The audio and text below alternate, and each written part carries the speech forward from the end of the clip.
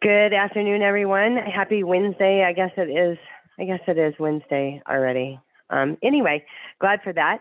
Allison Schaberg here at Consolidated Planning Group. We are here and partnered today with the ARC of the Capital area, but we gave them a big fat pass on the webinar today because they are actually moving. So we can all not envy them moving offices in this heat today, but we would like to thank them for partnering with us today on this topic. So Consolidated Planning Group, we are a holistic special needs planning firm. If this is your first time attending, we do have a lot of webinars that we put out on a monthly basis surrounding topics that may matter to you if you have a loved one with special needs. We have a YouTube channel we'll reference during this meeting today, and there'll be a link for that at the end of this presentation today. So from a housekeeping perspective, a couple of things on how we work here is all of your cameras are and microphones are muted, so we can't see you or hear you in case you're wondering, but we do know you're there, and we do want to answer as many questions as we can. So put your questions in the chat box. If you've got a question, it's a good question. Probably somebody else has that too, so we do want to answer as many as we can during the time. We are going from 12 to 1 today. We will be finished by 1 o'clock, so if you're planning your day and you needed to know that, some helpful information. Today's webinar is being recorded. So after today, you will get an email with a copy of today's slides, so you don't have to take notes on everything that you're seeing or reading. And you will also get a link with the recording, and then also all of our recordings, past recordings, live on that YouTube channel as well. So thanks so much for joining us today. What we're talking about is transitions today, and this is a topic that we talk about pretty frequently. I call it a buzzword that we hear in and around the communities that we are in. And the word transition can mean a lot of things, and it can mean a lot of things to different families. And for the families that we have, that we serve, they're all across the board with their loved ones and their disabilities, what their capabilities are, what their abilities are, what they can and cannot do are all vastly different. So today what we're talking about are tips for launching your special needs teen into adulthood, and some of the paths that you can consider and can be thinking about, and some of the other things that should be on your radar as it relates to planning. So thanks for joining us and spending your lunch hour with us. So first things first, one of the things that we really talk about when we're thinking about transitions is really having realistic expectations. So there's the expectations that society sets, that we as parents set, as other family members set, but then there's also the reality of the situation. And so, I come to you as a parent. I'm a parent and a professional with kids with special needs. And I think, meeting the child where they are is first and foremost. And it might sound like, well, duh, but it's not like that, because I think, what happens is a lot of times as humans, we get caught up in what everybody else is doing and have sometimes unrealistic expectations for the stuff that our kids are on. And I use this, saying, and I say it a lot, and it's they are where they are. They're not behind. We get hung up on if our kids are behind. Are they behind in school? Are they behind in development? Are they behind? They are where they are. They're not behind. It's just when we're in the public school or in the private school and we're in kind of other settings, we're always comparing and looking around. So really thinking about and understanding what are those diagnoses, what are the challenges, but also what are the strengths. I think, when we're thinking about disabilities, we are well aware what the challenges are, the challenges day to day, the challenges in the household, the social challenges, the learning challenges. There's always this long list of challenges, but, our kids also have a lot of strengths. So what are those strengths? And what does the path look like? So, we've got this traditional path, they finish school. They either go, maybe they go to school and they graduate at 18. Maybe they go into an 18 plus program or a transition program that they'll stay in the school until 21 or 22. And then what do? Do they go to work? Do they go to, a post-secondary education? Is there a special needs program for individuals with intellectual disabilities that might be appropriate for them? There's a lot of transition programs. Or is their disability different, and the plan is that they would go on to four-year college? And so maybe that time frame is not like right that second. A lot of families come to us all the time, and they're saying, we're not there yet. We're hopeful and we're optimistic, but from a maturity perspective or from a safety perspective or et cetera, we're not quite there yet. So I think it's okay, to think about delaying some of those things and building those skills, because they're still learning. Our kids and their brains, they're not even fully formed. None of them. The neurotypical kids, none of them are even fully formed until they're 26. So when they're not there yet, when they're 16 or 17 or 18, it's not shocking, it's expected. And then some of our kids that have developmental disabilities, intellectual disabilities, other diagnoses, ADHD, autism, Down syndrome, they may be a little bit later. I use the term a little bit later to the party. Okay, so maybe everybody else is fully formed at 26, but maybe they're 31. It doesn't matter. It is just really, really okay. So just keep an open mind on all of those things. Some of the things to think about, we talk about delaying a driver's license. Some of our kids will drive. Some of our kids definitively will never drive, and I understand that. But there are programs, I do want to mention them to you, that there are programs in and around that are known for working and teaching driving behind the wheel for kids with disabilities.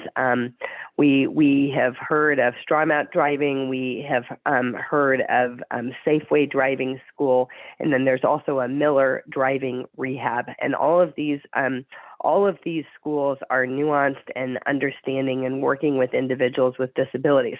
There are also some other programs that I want to talk to you about that are like at Memorial Hermann, for instance. It's not a behind the wheel thing, but they have simulators similar for even stroke patients. Like after a person has had a stroke, do they have the faculties, the response time, the speed to safely operate a motor vehicle? Well, maybe we've had some of those wonders, with our own kids, if they have, processing speed delays, working memory issues, if they have, executive functioning issues.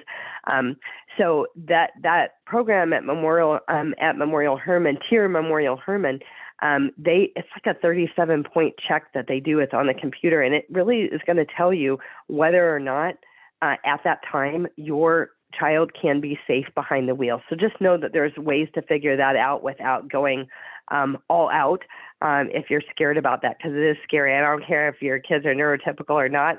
Getting your kids on the road, I'm the worst driver's ed teacher ever. I think I'm so scared. I'm not good at that. Anyway, so let's think about trade school, community college.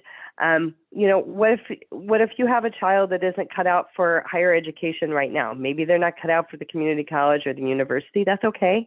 But what are they going to do? Are they enrolled in Texas Workforce Commission vocational rehab? They're going to go to work. VR is a great program. We have entire webinars on vocational rehab, on how to get signed up and what it's for, but it's basically for they have programs for older than 22, but ages 14 to 22 with an impediment to employment, okay, with a disability, and that disability is an impediment to employment, okay? And so they have programs, they have testing, they have training, they have all kinds of stuff that is designed specifically. They tailor a program specifically to your child to close the gaps that they identify that your child has that are making, it an impediment to employment. And it's not just underemployment, substantial gainful employment is what they're looking at here. There is also a such thing as registered apprenticeships. We did have a webinar on this too. And Workforce Commissions has a whole spreadsheet on this. And they kind of have a work tool for kids with disabilities. And this work tool is pretty comprehensive. It's it kind of talks about the different programs that are out there, the different jobs and what it takes, what kind of certification, how much years in school, or does it require higher education? But registered apprenticeships are out there for an individual with a disability to learn a trade, to work alongside somebody, get paid while they're doing it, but learn a trade. So you might want to look that up on the Department of Labor, and that is the Department of Labor website, or you can Google registered apprenticeships. That's something that a lot of people don't necessarily talk about all the time, but they're definitely out there. So if our kids are going to school, we've got a lot of kids with disabilities that have a disability, but they're also academically gifted. Okay. So where does your child, stand? Where are they? So we can consider such things as a reduced course load. What if we want to try our hand on this? Okay. What if we want to take one class? Most community colleges, most universities, and I'm not calling it the right thing, but they have kind of an introduction to college studies, right? And it's a class, it's a great class, teaching them how to be a student, right? How to be a student. How do you succeed in this environment? What is it going to take? And it's a good class. So maybe you start with that. Maybe if your kids are still in high school right now, you can think about dual credit. There are dual credit programs. There are dual credit programs with all of the community colleges across the state. So you can look into those dual credit programs to where they'll be getting high school credit and college credit at the same time. And you can still try them while they're still in the confines of the public high school or homeschool or private school. So, and I also think about 12 hours. Okay, so 12 credit hours. Well, that's a lot for our neurotypical kids. And yes, we have overachievers that take lots more than 12 hours and they make it look easy. But, maybe just taking one course or maybe two courses and then kind of ramping up. I think those are all things that are okay and worth considering. And then also we can think about living at home versus on campus. But the main thing that we're talking about here is, again, they are where they are. They're not behind. We're not comparing. We want to get them where they're going, and it doesn't really matter the time frame that they're getting there. Okay, I see. I'm just going to go to the chat box just for a second. Someone said, I'd love some more details on the driving assessment and instruction. Yes, and the straw mat is on there. Somebody put all of that in there as well, and they do a good job. And then again, the Miller driving, those are the ones that I have experience with the behind the wheel training. And some may or may not take insurance. Memorial Hermann and their assessment. So if you just want to do that assessment with Memorial Hermann, it's usually covered by your insurance. And that assessment alone will tell you, should you consider behind the wheel. And most of those other programs that I mentioned as well, they do behind the wheel. And depending on where you are, I think one of them does it in their area. I think another one is willing to come to the area where your loved one would be driving within reason. Okay. I mean, they're not going all over the state or what have you. But I think it is important to get some of that training in their area as well. Let me see if we have any other questions here. Does Memorial Hermann take Medicaid? That is a good question. Most of the major hospitals do take Medicaid, but I think you would have to ask on that. And then our experience with Tier Memorial Hermann, they have Tier Memorial Hermann all over the place.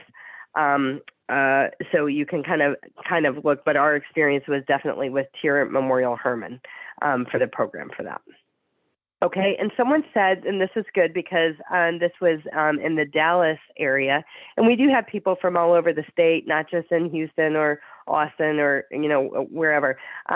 There's an adaptive driving program with Baylor, Scott and White, and she has put that information in the chat box as well. And I've heard of people using Safeway driving, but you're going to want to ask specifically if they have background or, experience working with, individuals with disabilities, because the reaction time is different. It's not the same as teaching neurotypical, children. So I do think it's important to kind of look at that. So what we want to do is we want to find a good fit. What is the good fit?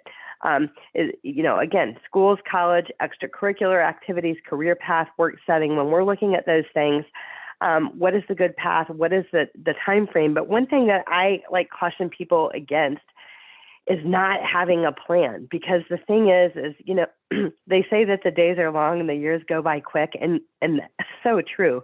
But when you're in the thick of it, it doesn't really feel that way. But then you blink and the kids are getting out of high school, or like you thought you had this nice long time for high school, and now they're, you know, approaching their senior year, or they're out. But what we want to avoid is that they get out of school and we don't have a plan. They're not going to higher education. They're not in VR. They're not in an apprenticeship. And what we want to avoid is them coming home and sitting at home and not having interaction with others, whether it's a day program or a transition program, or, you know, it could be volunteering. There's a number of things that could happen, but that's what we want to make sure that doesn't happen. So the next thing that I want to talk to you about is accommodations. And I spend time talking about this. In a lot of our webinars, we do repeat some of the same things. And honestly, we do that by design on purpose. We're not crazy. But what we know is that the stuff when it comes to planning for special needs, it's not easy. It is complicated. It's a lot to take in. And there's a lot of, you know, I's to dot and T's to cross. And there's a lot of things that you can accidentally mess up. So we just bring them up because we want them to be on your radar, and so you can check them off. Our webinars are really designed to give you the tools and resources that you need to be successful, to advocate for your loved one and feel like you're getting there, and not feel like you're drinking from the fire hose and overwhelmed all the time. Okay, so accommodations are a big deal. A lot of our kids have accommodations in the public school or the private school. You know, we've done 504s, we've done IEPs, you know, you've had your ARD meetings. These are all terms that you're probably pretty familiar with by now if you're thinking about transition.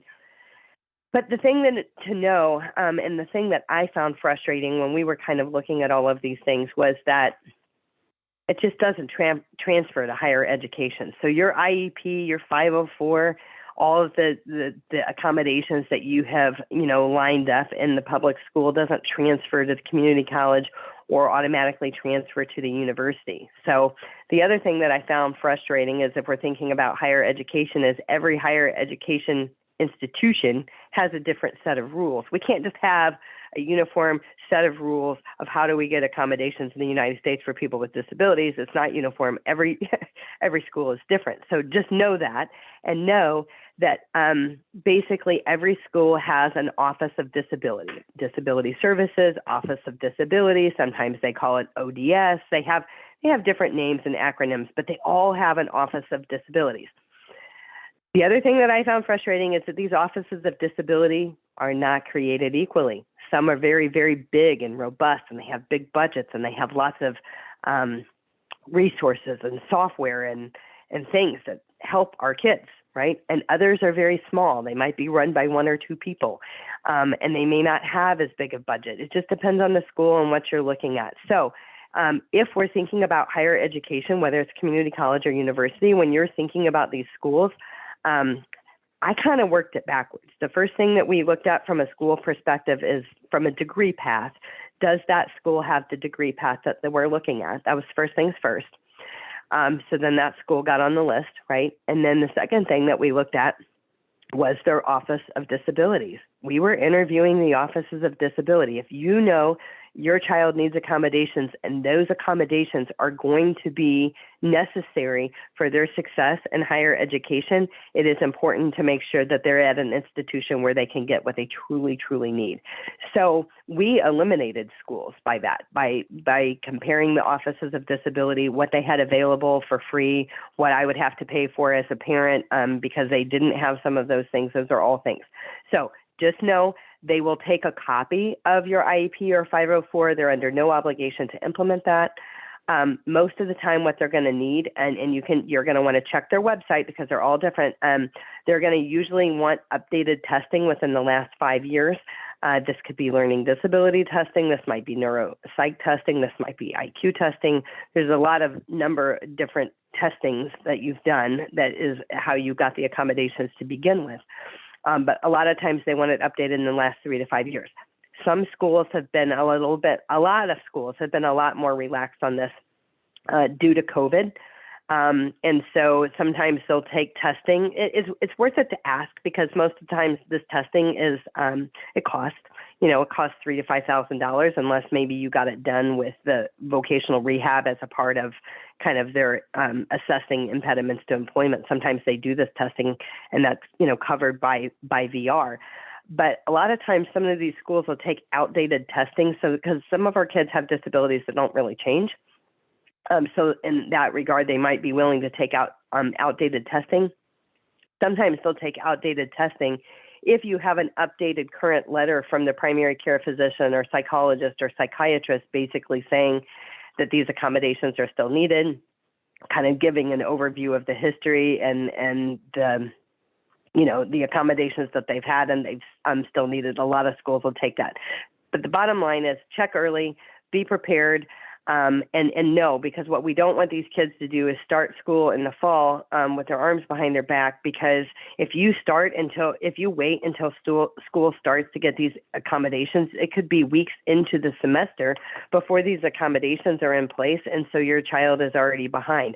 What does this look like? It could be it could be extra time. It could be, 50%, 100% more time. It could be audio books. It could be something like Dragon Speak or voice to speak recognition software.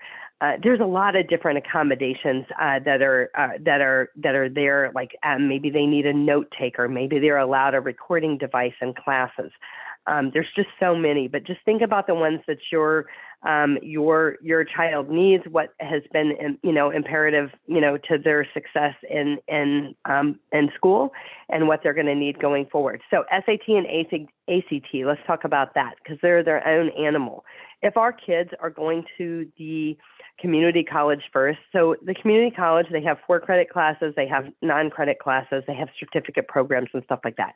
You don't need the SAT or the ACT for those certificate programs. So if we're going, if we're going in through the community college, you don't necessarily have to put your student through the stress of the SAT or the ACT. But if we're going entering the university first, a lot of the schools, again, you're going to want to check the requirements, because, again, to my frustration, no schools are all the same. They all require different things. They require different scores. Some want both tests, some only will take one. It just depends. But a lot of that changed when the availability of those tests changed because of COVID. It was harder. Some are test choice. So just kind of look early and be prepared for that. But SAT, collegeboard.org, ACT.org, they both have separate websites. And if you go to their website and you search in the chat box, you search disability accommodations, it's going to take you to a page and it's going to tell you exactly what you need to do to get accommodations. There's a PDF form that you download. It's going to be need to be signed off on by a doctor. You're going to have to provide, testing to prove that those accommodations were needed, and you can get things like extra time. You could get up to 100% more time. We got testing on multiple days because, like, some of our kids doing all that testing all at once, especially if we've got executive functioning issues and other things like that. So you could get testing over multiple days. You could get testing in a private or quiet setting, a non-distracted setting. Those are some of the ones that you can get, but they'll talk about those. So just check that out on their website. And then the other thing that I want to talk to you about is everything changes, and people do talk about how annoying this is, but the FERPA, it's going to be needed to release information. So some of our kids still need help, and we're still pushing them towards independence, and we want them to be independent, but some of them aren't there yet, as we talked about. You're going to need that FERPA on file with the school to be able to call on your student's behalf or to get any information, including grades. They don't care who pays the tuition. It doesn't matter if your child starts college at 17. They need the FERPA. And the other thing that I want to mention to you guys, and whether you have kids with disabilities or you have kids that are in college that are neurotypical, I am a strong proponent of having a power of attorney and healthcare power of attorney on our kids as well. And this is just important when our kids go to college. I think of a few years ago, we had a client that had a kid in the apartment fire at Texas State. And we've also had families that have had kids that were transferred to neuropsych wards because of a mental health crisis. Without that healthcare power of attorney on file, the kid's 18, they won't even tell you where they took your child. So it's super important to have that just in case. I hope you never need it, but don't just think about your kids with disabilities. Think about your neurotypical kids too. I think it's just really, really important. So also, when it comes to reasonable accommodation, when it comes to work, it's required if it doesn't impose undue hardship. Again, you can read more about that on the Department of Labor and also the Job Accommodation Network as well. And again, I just want to remind you that with our Workforce Solutions, Workforce Commission, Workforce Solutions, we have PREETS, the Pre-Employment Training Services. We also have Summer Earn and Learn. Those are programs. They have internships and other things. And then we have our vocational rehab. There's job coaches. There's a lot of help. There's a lot of money in those programs, both state and federally funded programs. And they gotta use their money. So these programs are out there to help us and to help move our kids forward. So I definitely want you to check those out. Okay. So one of the things, we've been talking about educational options post high school, and these are just some. There's not all. Okay. One of the places I want you to become familiar. If somebody wants to throw this in the chat box, I don't have backup. Usually I have a partner today, but I don't today.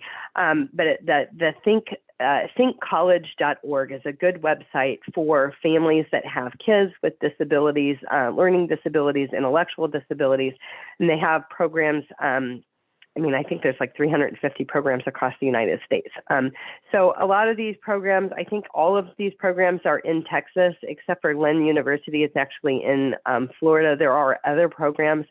And so what I want to talk about these programs. So some of these programs are on the list because we know that they have a good Office of Disability. Others of these programs are certificate programs. Some of them are degree programs. Some of them are certificate programs. Some of these certificate programs, it could be hospitality. It might be, horticulture or things like that. It could be, it could be a restaurant. There's a lot of different things that these programs do. But what I want to tell you here is research these programs early. They all have good websites. A lot of them have, little videos to kind of talk about their program. But who are they? Who do they serve? How much do they cost? How many kids are in their program? Do they live there on campus? Are they online? Because some of them moved online and haven't moved back offline yet. Some of them are in person. So what type of learner is your kid? Do they need to be in person or do they do better online? So you want to just research all of that, but they don't have endless slots, right? So this is where you want to be. I talk to parents about getting their spreadsheet together when we're planning, right? When we're thinking about higher education for kids, whether neurotypical or kids with disabilities. Because these programs aren't created equally, you want to get your spreadsheet, have a plan and work your plan. Check them off the list. This fits, this doesn't fit. When does the application open? When does it close? When do we hear by? And I suggest applying for multiple programs because there's not endless slots and you might get one and not get the other that you were hoping for, and then you have a backup plan. And I think on our YouTube channel, we need to do this one again, but we did do, I think it was last year sometime, we did a college higher education panel for families with individuals with disabilities. And basically it was kind of a speed dating of the various programs. And they said, here's who we are, here's who we serve, here's what we do. And so that is out there, and we need to do that again. Because I find that this is all really time consuming, trying to kind of figure out all these programs and where you might fit. Let me see, I'm going to check our chat box for a second. And okay, I think we're still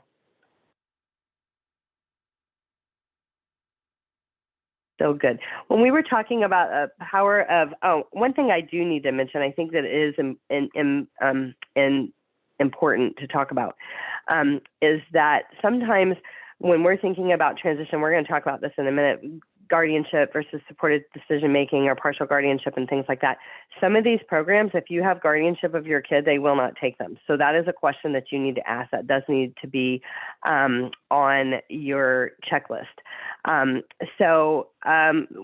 somebody said downside with Non-Pareil Institute is a program that partners with incredible companies, but does not find or support job placement upon completion of student programs. Yeah, and I would say a lot of the programs are like that, including most of the the universities as far as placement is concerned. We've got a lot of neurotypical kids with college degrees that are struggling to find placement, or they're underemployed working in jobs that they could have got if they didn't go to a four-year college. So I think that there is some of that. And Non-Pareil is not a college. It is kind of a hands-on training, more of an IT program. But again, all definitely all worth kind of looking at. But just know about the guardianship. The supported decision-making agreement oftentimes goes along with our kids with disability, that we're doing a power of attorney, healthcare power of attorney. The supported decision-making agreement oftentimes goes along with that. But because sometimes we have people attending our webinar that are from out of state, the supported decision-making is a Texas thing. Some states don't have supported decision-making, so you got to check that out for your state as well. We're going to talk more about that in just a moment. Bloom Consulting is somebody I just like to mention. I just want you guys to know that they're out there. They have a campus connection program. So let's say we have a kid that can go to college. They might need a little help, maybe a little hand-holding, and maybe they don't want your advice as much as they used to when they were 4. This is a great program, Campus Connection. And Bloom Consulting, I would just suggest that you check out their website, because they got a lot going on. They do a lot. They're doing a lot of good things in the community, but they also partner with VR, and they do assessments. They call them vocational evaluations. So this is something else that you can private pay for yourself through Bloom. Maybe it's set up through your VR counselor if that's necessary. But a vocational evaluation is going to tell you, where is my student as it relates to working? Do they have the skills that they need to work? Are there impediments to employment? What are those impediments, and how do we close the gap is basically what those they do. Bloom Consulting also has kind of a small group home.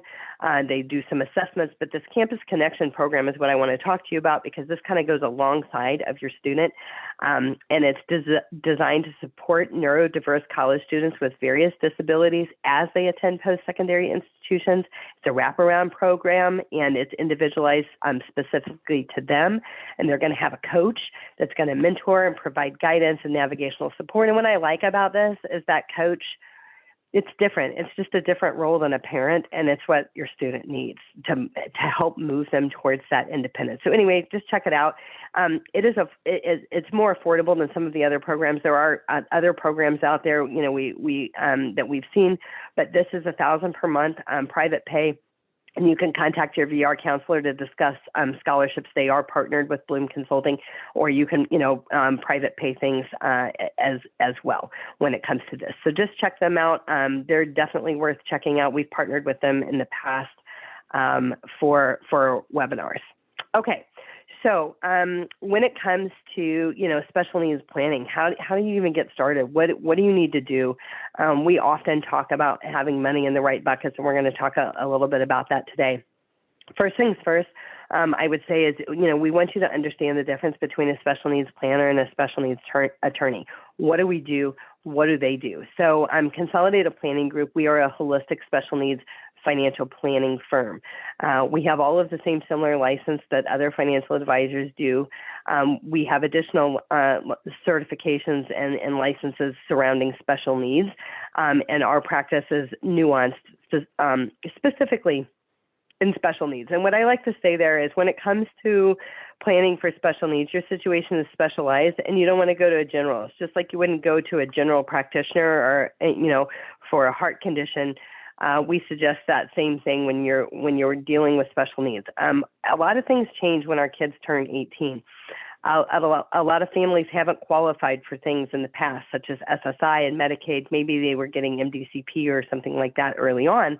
But a lot of things change when our kids turn 18, and things that they haven't qualified for before, they start qualifying for. But it's important that you have money in the right buckets so you can maintain their eligibility for state and federally funded programs. We're going to talk more about that. But every week we get calls all the time that says, hey, I need guardianship, or I need a special needs trust, or I need to update my will and things like that. So we get calls all the time like that, but that's not what we do. So the special needs attorney is, they're the legal documents. Where the money? How do we fund the trust? How much money do we need to fund the trust? We need help, with SSI and how to navigate that system, and how do we maximize benefits with Social Security Administration. So I say tongue in cheek that we're the money and they're the paper. You've got to have the legal documents. The legal documents are very, very important. Whether that's a will, whether that is a special needs trust, or it's guardianship, or a power of attorney, or any of the other things that we've talked about. But here's what I'm going to tell you.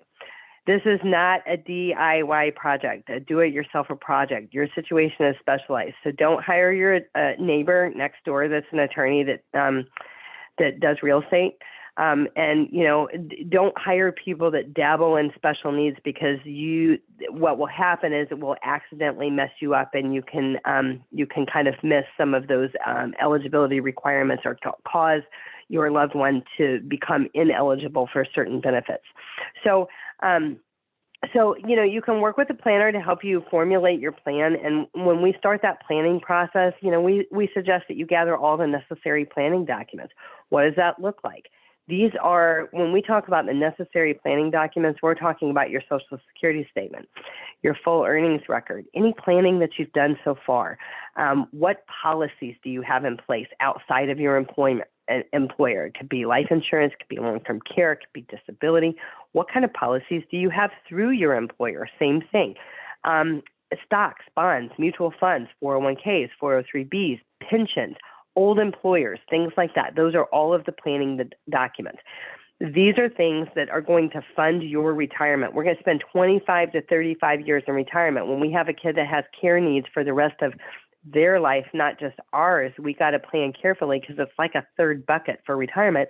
And some families have more than one child with a disability. So those are kind of the documents that, as you're thinking about, okay, I need to, start this process, those are some of the things that you're going to pull together, and also any legal documents that you already have in place.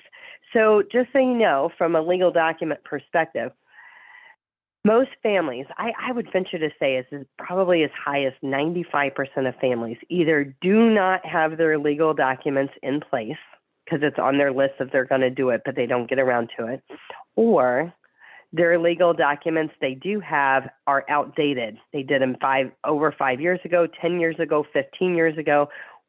We've got folks that have done them and have had 4 more kids since then that, they're not even on those documents. So just, check yourself on your documents. Do you have them in place? And then when we're thinking about those documents too, when we're thinking about power of attorney, healthcare power of attorney, that's important for spouses to have. But as we have parents that are aging, it's important to have intentional conversations with your parents, any aging parents or family members that you love, to make sure that they have those documents in place. So don't wait for the crisis to happen when it's a day late and $1 short and the documents weren't in place. Don't wait for somebody else's crisis to happen to scare you into getting your documents done. It's important. We don't even do it. I'm just telling you. We're happy to refer. We work with attorneys all across the state that are nuanced and special needs, and we're happy to make a referral. But just put that on your radar that it is really important to get that done. So we also talk about developing a letter of intent. We have an entire webinar on the letter of intent. We also have a template for that. And then we call this a family love letter that you're going to share with another family member, a future caregiver. So if you have a child that has care needs, beyond you, right? How do you get the message across? What are their care needs? Who are the doctors that they see? What are their diagnoses? What medications do they take? What makes everything go smoothly? What makes everything fall apart? What are their religious preferences? What schools have they gone to? Where are their records? What county were they born in? I could just go on and on. It's like 20 pages, right? But it's important. And the thing is we're so busy living our life and other kids and full-time jobs and everything, all the hats that we're wearing. We know all of these things, but a lot of times even our spouse in our own home doesn't know the things. Like, so if you're a caregiver in the home, you do these things and the other, maybe the other person is working. So you might know more about these things than that person does. And in the event that something happens to you, they don't have all the information. Okay. So this is just really important. An important document that if somebody has to step in your shoes because you are no longer here or you are incapacitated, that they can make that transition a little bit more smooth. And then, so we also want you to formulate a vision of how you hope things will look for your special needs child. But this is where I always spend time saying, I want you to formulate a vision of how you want your retirement to look and what this looks like for you. Because if we have kids that have care needs for the rest of our life, some of us do, some of us don't, our retirement looks different. Our kids don't just sail off into the sunset and we, sit around poolside and vacation all the time, because our kids still have care needs, right? But what we want you to do is when you're thinking about your vision and we're thinking about your plan, we want it to have balance, because if there is no balance, and as parents, we lean towards, super, caregiver, what happens is our own health fails. So there needs to be balance in retirement. We spend our whole life working, we spend our whole life caregiving. So, sprinkling that retirement with some of the hopes and dreams and some of the things that you had hoped for needs to be a part of your plan as you're moving along. Okay, so let me kind of go to, someone said Disability Rights Texas. The supported decision-making agreement. So there is a Disability Rights Texas, and there are some legal aid societies and different things like that for folks that are indigent, where they'll help you prepare documents for cheap or free, but the waiting list is long.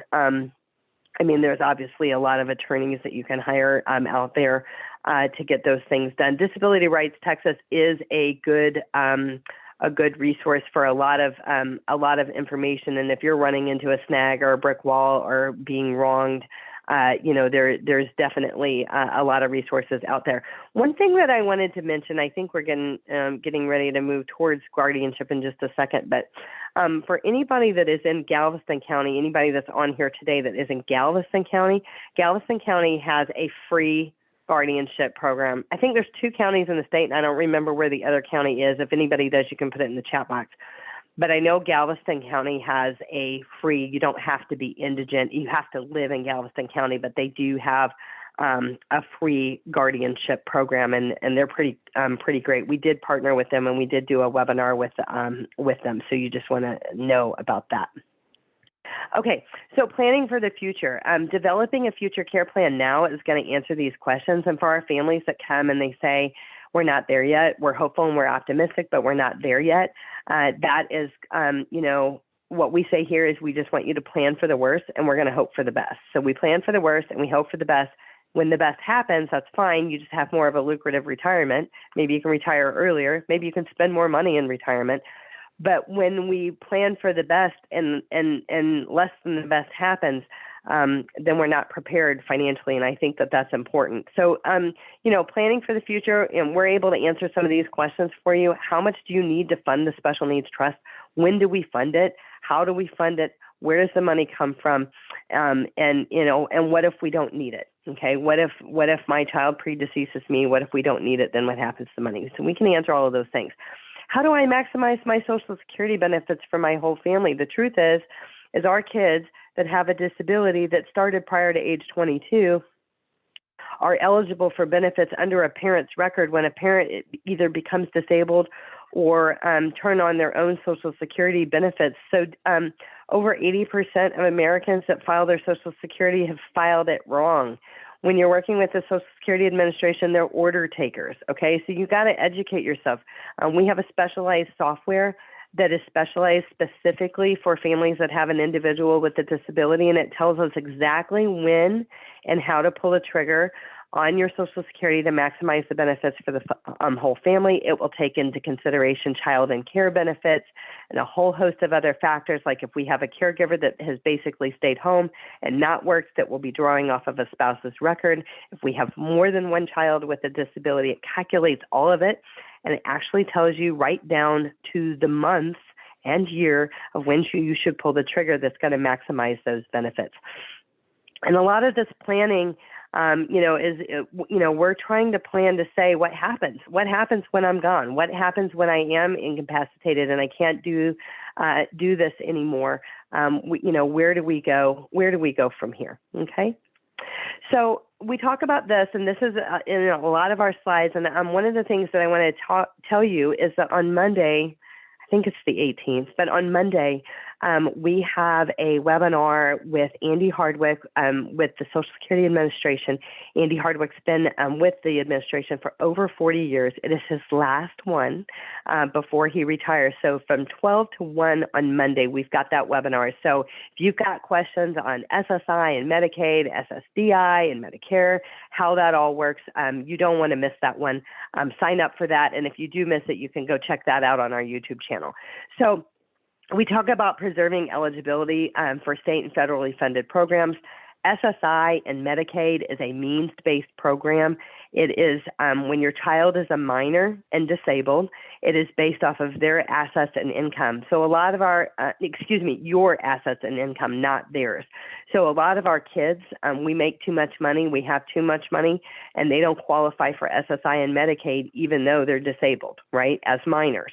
But all that changes when they turn 18. You got to know, and you want to apply for SSI and Medicaid when they turn 18 because it's based off of their assets and income, not yours, even if they're still living with you. So if you're thinking about that and thinking about, applying when they turn 18, you got to make sure that you have the money in the right buckets. You cannot have more than $2,000 in their name. If you do, they're going to not qualify. They can have one house, they can have one car, they can have up to $2,000 in their name, or they will not qualify for SSI and Medicaid because it is a means-based program.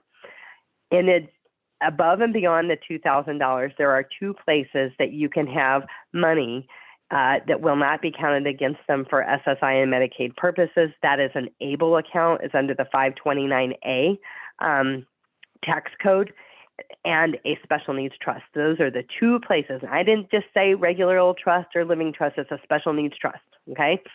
So those are two places that you can have money above and beyond the $2,000 for the individual with a disability. Some people ask me, why do I need a special needs trust and an ABLE account? What are the differences, okay? So a special needs trust, there's two types. There's a first-party trust and a third-party trust. We do partner with attorneys that do whole webinars just on that topic. The first-party trust is for their money. This is their money. Maybe they've earned it. Maybe there was a lawsuit or was a settlement. It could have been a scholarship refund. It could be an example of their money. That would be a first-party trust. Money that was left to them directly in their name that was not left appropriately to a third-party trust, okay, that would be first-party money. A third-party special needs trust, there's no Medicaid payback on a third-party special needs trust. There is on a first-party. But a third-party special needs trust is how we leave money to our kids in the future for their future care without a Medicaid payback. You can have an unlimited amount of money in a special needs trust.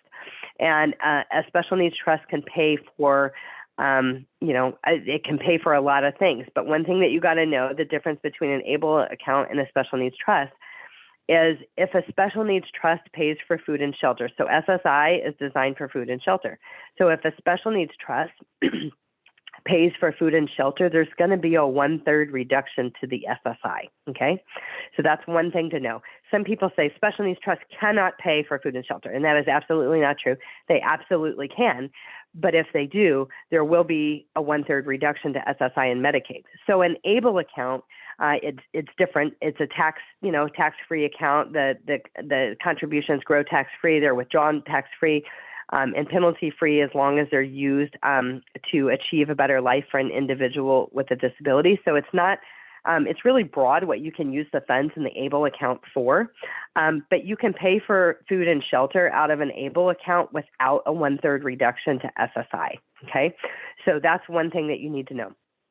You could put $16,000 a year into an ABLE account, excuse me, an additional $12,880 if the individual is working. But the one key to know is that the disability did have to start prior to age 26. It doesn't mean that you had to open the ABLE account prior to age 26. The disability just had to start prior to age 26. The other key thing to know about the ABLE account is you can never have more than $100,000. If you have any more than $100,000 in the ABLE account, then they will disqualify for SSI and Medicaid. So that's the other key, is an unlimited amount of money can be in the Special Needs Trust. A limited amount of money can be in the ABLE account.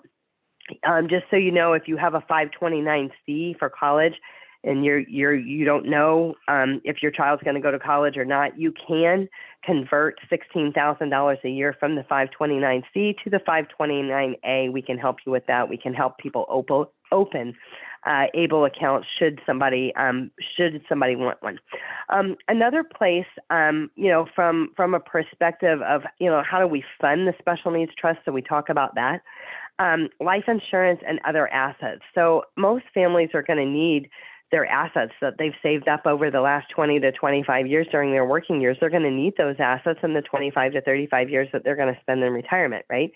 So, so a lot of times what happens is we're going to use those assets in retirement, but then how do we fund the Special Needs Trust? And life insurance with the beneficiary as the Special Needs Trust is a lot of times how people fund the trust. So they pay for current care needs out of the current budget, and in retirement, they pay it out of retirement assets just as they pay any other bills. But upon their death, their life insurance proceeds will be paid to the Special Needs Trust. It will preserve the eligibility for SSI and Medicaid. They won't lose anything. There's no Medicaid payback on the third-party Special Needs Trust. And then there's adequate assets to fund the future care for your loved ones. So those are all things to kind of consider on your journey. The one thing that I didn't, go deeper on, I kind of hit on just a little while earlier, the Social Security Disability and Medicare, also called Ssdi. Sometimes we hear Retirement Survivor Disability Income. Social Security Disability is a worker-based program. So SSI is a means-based program. You have to be indigent and disabled, okay? Social Security Disability Program, it seems like it would just make sense that our kids would just qualify for SSDI. I mean, if they are disabled, right? It's not how it works. So the Social Security Disability or Social Security system is a pay-in system. It's a worker-based system. As workers, we pay into this system, and we have working quarters. So that way, if we ever become disabled or when we retire, that we can turn on our Social Security benefits in the future and then be eligible for Medicare at 65, right? So if our kid's disability started prior to age 22, the key thing that you need to know, and I mentioned this a little bit earlier, is the childhood disability benefits. So some of our kids will never work. If they don't, that's okay. They can be covered under the childhood disability benefits under a parent's record. And basically, in a nutshell, and I'll kind of hit on this quickly, and Andy will hit on it Monday, is that the child, when a parent becomes disabled or turns on Social Security benefits themselves, the child will be eligible for 50% of the parent's record. The parent's benefit is not reduced, but the child to be eligible for 50%. There are family maximums. So if we have a caregiver, a parent that stayed home and is going to be drawing off of the spouse's record, there are family maximums. So the math isn't always exactly 50% when we have more than one child that has a disability that's drawing off of a parent's record, or if we have one disabled child and one spouse drawing off of a person's record. But just know that that benefit continues at 50% for as long as your child remains disabled and as long as you live. And upon your death, that benefit moves from 50% to 75%. So these are things that those calculations are going to look at, and we'll spend more time talking about it. But just from a high level perspective, just knowing that those benefits exist and just even knowing the difference in the terminology, because they sound so similar, SSI and Medicaid, and we start talking about SSDI and Medicare, it's enough to make your head spin. And then the fact that they have them teed up and it doesn't really line up kind of the way our brains are thinking, like, like I said, it would only make sense that they would qualify for SSDI. But it's kind of, not how it works. So, and then once they qualify for, Social Security disability under a parent's record, depending on the amount, they may flip over from SSI to RSDI, basically, or they may have a portion of SSI that's still coming in and then a portion of Social Security. So everybody's situation is vastly different. And it is, sometimes it seems a little bit complicated. So I'm going to just move quickly on the ABLE account. So on an ABLE account, again, it's the 529A. The beneficiary is the account owner. The income earned is not taxable, but contributions are not deductible. It does not jeopardize SSI and Medicaid or other public benefits. So, even if a person's getting SSI, they still can't have more than $2,000 in their name. So you can't just let the $841 a month add up and add up and add up to where they have more than $2,000. So where does it go?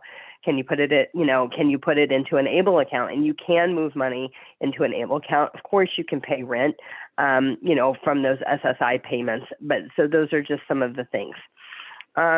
And then, of course, the contribution limits, as I mentioned, for 2022 are $16,000 a year, and then $12,880 if the individual is working. They can put that additional amount in as well. Okay. So when do I need a special needs trust and the guardianship? So the special needs trust is going to preserve the benefit eligibility while providing resources for your special needs child. So that's something to consider. Again, the first party and the third party, you can, work with an attorney if you need a referral. We're happy to make a qualified referral for you on that.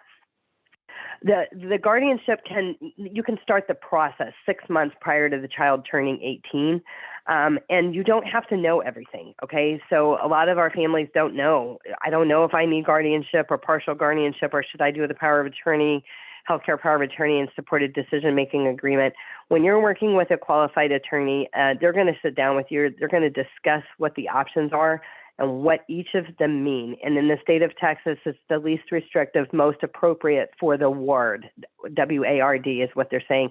They call your loved one that. It's a horrible term. But anyway, least restrictive, most appropriate. Okay.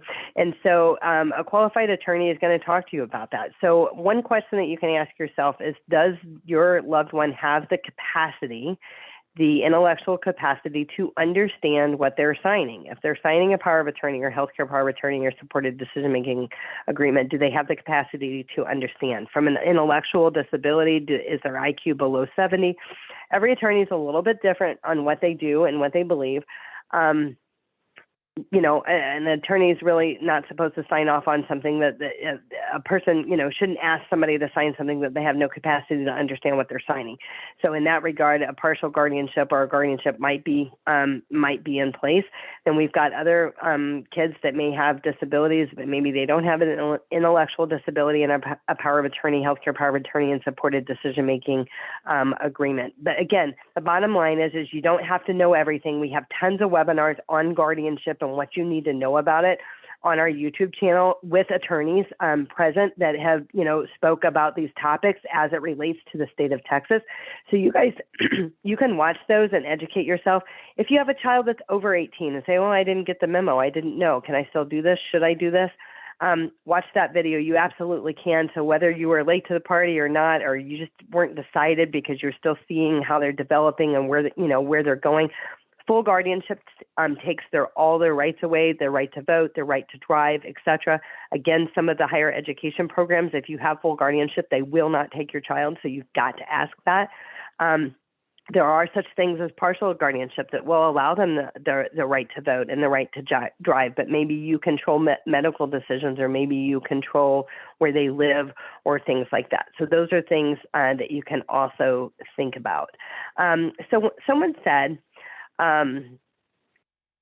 two things. I also suggest a Hipaa authorization document. I agree, and most attorneys include that in all of their documents to receive information for medical purposes. Most attorneys are including that Hipaa release, so I agree with that. And then someone said, if she turns 18 in October, am I too late for guardianship? No, you're not. You can just start the process 6 months, 6 months in advance. It doesn't mean that you have to. And there is a medical document that you're going to have to have signed off on by a doctor. These I'm going to run through quickly because we're just about out of time. We are out of time for today, but these are some additional resources that you can check out. Dude, Where's My Transition Plan? So it's out there by Partners Resource Network. So that's one. Oregon Transition Handbook had a good handbook that we, wanted to put out there. And we've got the Texas Reality Check. So these are all some good websites that you can check out. There are some transitional residential programs. The Monarch Institute, there's some information on that.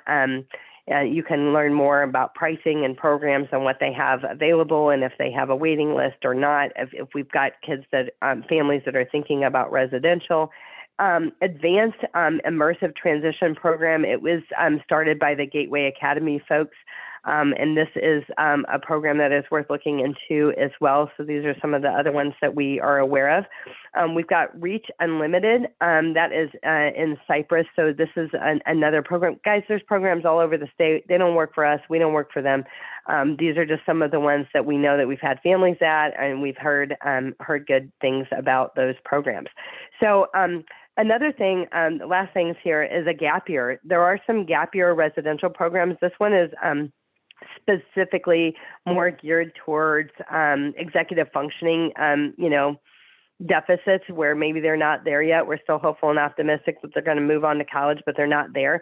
So this is just another program to look at. It's not in Texas. It is out of state, but that's another program worth checking out. So as always, we always have the things that should be on your special needs planning radar. This will be on the, on the slides that you're going to get a copy of later today. We do have webinars on every single one of these topics. We've kind of talked on a lot of different topics, surrounding special needs and transition today, but we do have webinars, full webinars on each one of these topics. So if you need more information, you can check those out. This is our team.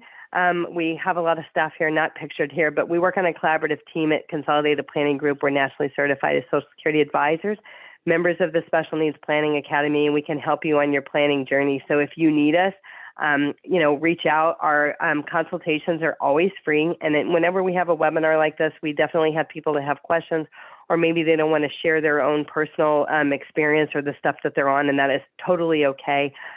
Our consultations are always free, and they're designed for us to learn a little bit more about you and your story, about the planning that you've done so far, what your concerns are, what you need help with, and for you to just learn a little bit more about us and how we might be able to help you. So I've mentioned our YouTube channel and our Facebook page, so you can subscribe to our YouTube channel for free. It doesn't cost anything. All of our webinars live out there, so you can check those out. And I went a little bit over here. So I apologize for that, but thank you everyone for your time today. And thanks for your, asking your good questions and putting, your good ideas in the chat box as well. It's certainly been my pleasure. And I hope that you guys will join us again soon. Thanks so much, everyone. Bye now.